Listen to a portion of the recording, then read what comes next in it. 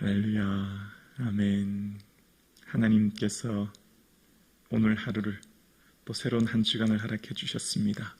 시간이 얼마나 빨리 가는지 몰라요. 이렇게 빨리 흘러가는 삶 속에 주신 하나님의 은혜를 기억하며 기쁨이 충만한 이 하루 되기를 주님의 이름으로 축복합니다. 아멘. 법륜 스님이 그런 얘기를 하는 걸 들었습니다. 기독교인은 죽으면 천국에 간다고 하는데 근데 다들 왜 그렇게 죽음을 두려워하느냐 이렇게 얘기하고, 불교 신자는 죽고 싶어도 죽을 수가 없어. 왜냐하면 윤회하니까, 이런 얘기를 들었습니다. 죽음을 어떻게 생각하느냐에 따라서 유실론자와 무실론자가 나뉘어집니다.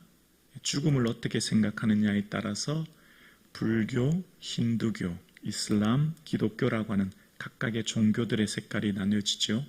왜냐하면 사람들은 태어나면 늙고, 늙으면 병들고, 병들면 죽는다고 하는 것을, 이 생로병사의 모든 것들을 잘 알고 체험하고 느끼고 살거든요.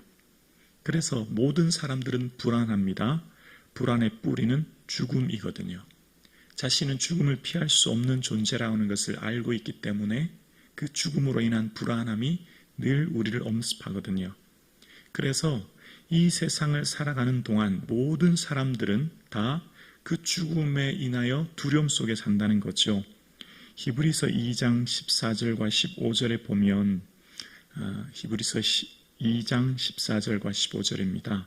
자녀들은 혈과 육에 속하였음에 그도 또한 같은 모양으로 혈과 육을 함께 지니심은 죽음을 통하여 죽음의 세력을 잡은 자 곧 마귀를 멸하시며 또 죽기를 무서워함으로 한평생 매여 종노릇하는 모든 자들을 놓아주려 하심이라. 예수님께서 이 땅에 오신 것은 죽음으로 인하여 두려워하고 죽음의 건설로 인하여 영원한 형벌 가운데 있는 사람들을 놓아주기 위해, 자유를 주기 위해, 해방을 주기 위해 오셨다. 그게 이제 복음의 핵심인 거죠. 죽음이 두려운 게 아니라, 성경에서 말하고 있는 죽음은 죽음이 두려운 것이 아니라 죽음 너머에 있는 영원한 형벌이 두려운 거예요. 죽음 너머에 있는 영원한 저주와 고통과 그 형벌로 인한 심판, 그게 우리를 두렵게 하는 거죠. 그래서 이 세상을 살아가는 모든 사람들은 이미 사형 선고받은 사형수입니다. 이미 모든 사람들은 다 죽을 수밖에 없는 자입니다. 왜냐하면 의인은 없나니 하나도 없다. 지난 3장 10절에 얘기했거든요. 다 죄인이라는 겁니다. 그래서 이 세상을 살아가는 모든 사람들은 다 죄 아래, 심판 아래, 즉 영원한 사망 아래 살아가는 자들이에요. 그래서 오늘 본문 앞절 9절에 로마서 3장 19절 하반절에 보면 심판 아래 있다라고 이야기합니다. 심판 아래 있다라고 하는 건 뭐죠? 하나님께서는 죽음 이후에 영원한 심판주 되시는 재판장 되시거든요. 하나님은 최후의 날의 재판장이 되십니다. 그 재판장이 되실 때 하나님께서는 죄인과 의인, 영원한 형벌과 영원한 생명으로 사람들을 나뉘게 되는데, 그 영원한 형벌, 이미 우리는 사실은 죄인이요 심판이라고 하는 것은 정죄거든요. 이미 사형 선고받은 자들인 거예요.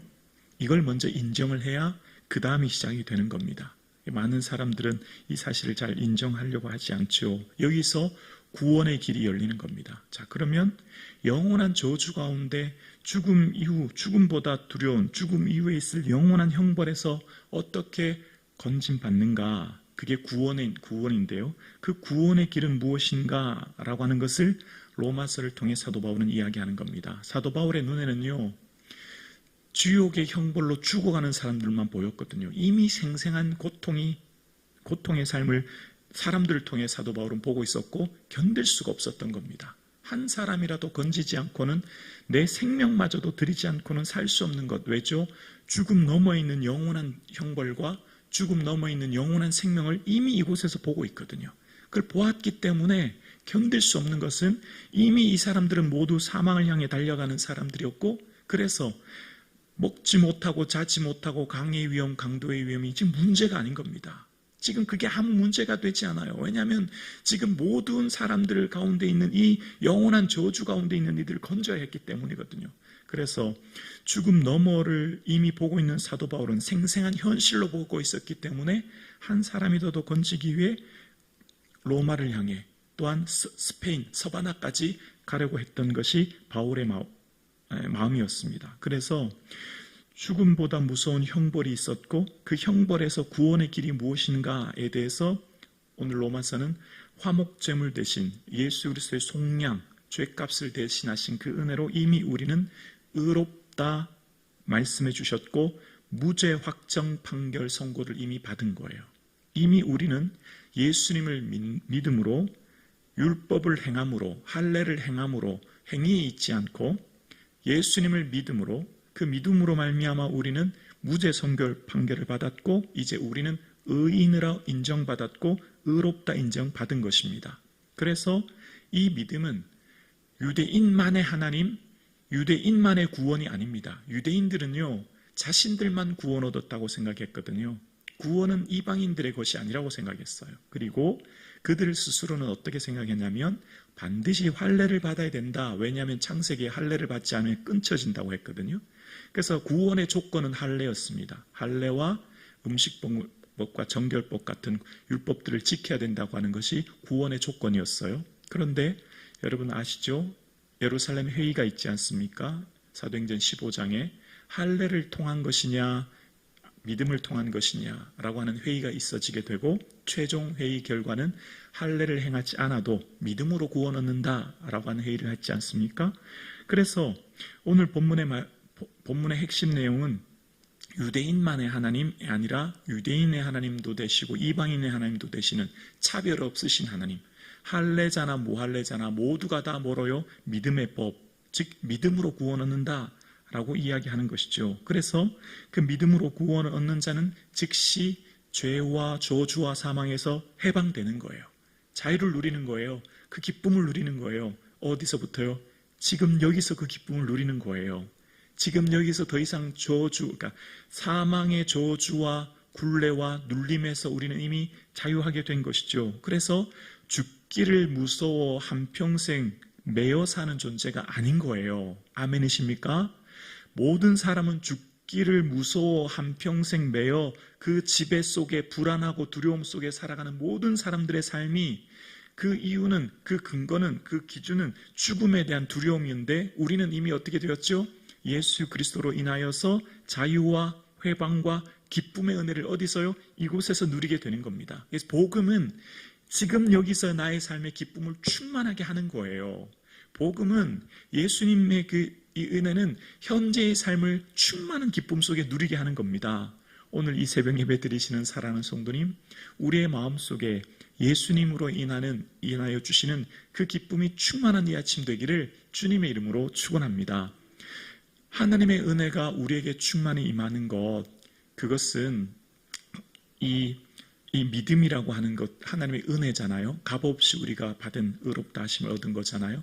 이 은혜는 하나님께서 주시는 충만한 성령의 인도하심과 그 다스리심과 주장하심으로 인하여 있게 된 것을 알게 돼요. 베드로가 오순절 성령 충만함을 받고 너희가 예수 그리스도를 십자가에 못 박아 죽였다. 주와 그리스도를 너희가 십자가에 못 박혀 죽었다. 그러니까 그들이 우리가 어찌할꼬 라고 하면서 회개하거든요.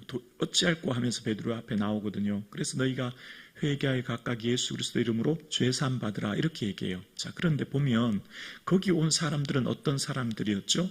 천하 각국에서 예루살렘에 모인 이유는 오순절이라고 하는 절기를 지키기 위해 모인 유대인들이었습니다. 그러니까 사실 그들은 예수님의 죽음과 관련이 없는, 예수님 창으로 찌른 로마 병사도 아니고 예수님을 죽이자고 외쳤던 바리새인도 아니라 여러 세계 각국에 흩어져 있던 사람들이었잖아요. 근데 그들은 예수님의 십자가와 어쩌면 엄밀하게 보면 아무 상관이 없는, 그들은 어쩌면 그 예수님의 죽음과는 의롭다 할 수 있는 사람들인데 베드로의 말을 듣자 어떻게 했죠? 너희가 회개하여 각각 예수 그리스도 이름으로 죄사함을 받으라. 그 말에 마음의 찔림을 받고 돌이킵니다. 이게 은혜인 거죠. 자, 성경 말씀이 나와 상관이 없는 말씀이 아니라 이 말씀이 오늘 나의 말씀이 되는 것. 2000년 전에 죽으신 예수 그리스도의 그 죽으심이 나의 죄로 인하여 죽으심. 이것이 은혜인 거죠. 이게 바로 성령의 역사입니다. 성령께서 함께 해주실 때 성령의 온전한 은혜는 예수님의 십자가의 죽으심이 나의 죽으심이요. 그때 예수님이 죽으실 때 예수님만 죽으신 것이 아니라 누구도 죽었다고요? 나도 죽은 거예요. 나도 그 십자가 속에 나도 죽었어요. 그래서 이제 내가 그리스도와 함께 십자가에 못 박혔나니 나도 거기 죽은 거예요. 그래서 이제 내가 안에 누가 살아요? 예수님이 사는 것.